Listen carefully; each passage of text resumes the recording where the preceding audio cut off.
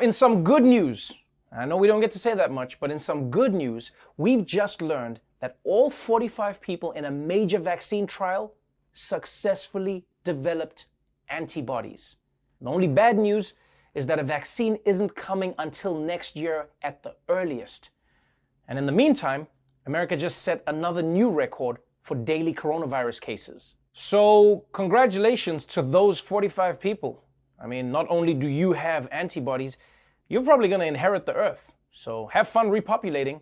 And if you get hungry, there's a can of Goya beans in the White House. Now, until there's a vaccine, the one thing everyone must do is wear a mask when they go out in public. In fact, the CDC director said yesterday that America could get coronavirus under control in 4 to 8 weeks if everyone just wore masks. But instead, people are doing shit like this. Some Americans openly rebelling against basic COVID-19 messaging. In Jacksonville, Florida, this rally to support a local lawmaker who filed a lawsuit Monday against a recently mandated mask policy. New video of an outdoor dance party in Philadelphia showing people packing the streets despite coronavirus restrictions. There was a DJ, there was music, but little social distancing and few face masks. A restaurant in Florida is offering free food to guests who aren't wearing face masks. The grilled cheese bar said it was not demanding face masks. The first 100 people to enter without a mask receives a free meal. Oh boy, that's a cool promotion. Free dinner for you and a free buffet for coronavirus. I can't think of anything less worth dying for than a grilled cheese. That is the one thing everyone can make at home. Like, if you're gonna make people risk their lives, at least throw a poached egg on there or something. Because those are hard to make, because sometimes the vinegar and the thing, and then it like floats, and then it's not, then I just say I made boiled eggs, and people are like, where's the shell? I'm like, I do it my way. And if it makes you angry that people in the street are ignoring the CDC, well, it gets worse. Because now the White House itself is cutting the health agency out of the loop. The CDC will no longer control coronavirus numbers. The Trump administration is asking hospitals to bypass the agency and send daily reports directly to a new system set up by the administration themselves. 4 former CDC directors penned a Washington Post op-ed slamming the decision. They say it's a political move at a time when the White House just wants to reopen schools. What a fantastic idea. Instead of having the CDC count COVID cases, we can hand it over to this guy. 1.87 million tests today, so that's 1,870,000 tests. Oh man, that is the 1/100th time I've watched that clip, and it never stops being funny. But I guess this is the blessing of the Trump presidency. You learn so much about how the government works based on what he screws up. Everyone's out there like, I didn't know that hospitals sent daily reports to the CDC.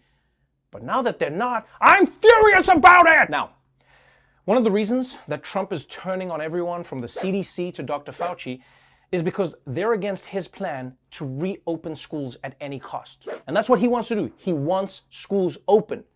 Probably because he thinks it'll finally get Eric out of the house. But despite Trump's pressure, the experts are warning over and over again that reopening schools without containing the virus could lead to dire consequences.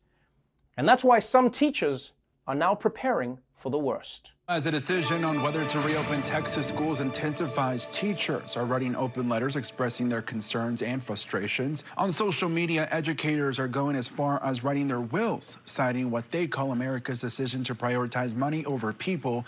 In addition, one teacher said she's establishing her medical power of attorney and taking out extra life insurance. Man, if teachers in America didn't already feel undervalued and disrespected, now they are being forced to literally put their lives on the line while a pandemic is still raging.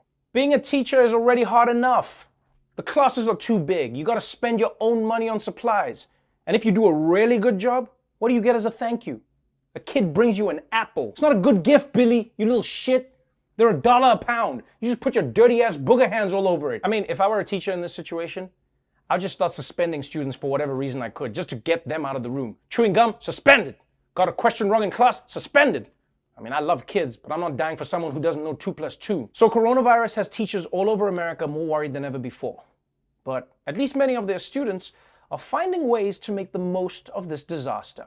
The pulse begins with teens taking advantage of wearing a face mask. Get this, a new viral trend on social media has them using face coverings to help them buy alcohol. Videos show teens dressing as elderly people and using face masks to help conceal their identity. They're seen successfully and illegally buying booze and celebrating their success.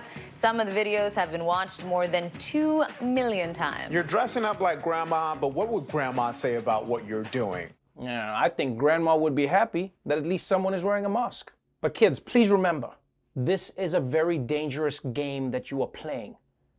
All right? Because if your disguise is good enough to trick the liquor store guy into thinking that you're old, it might also be good enough to trick coronavirus too. And then you're screwed. So, that's the latest on America's coronavirus journey. People aren't wearing masks, teachers are fearing for their lives, and it looks like Trump might try to fudge the coronavirus numbers. So, kids, please save some of that alcohol because we're all going to need it.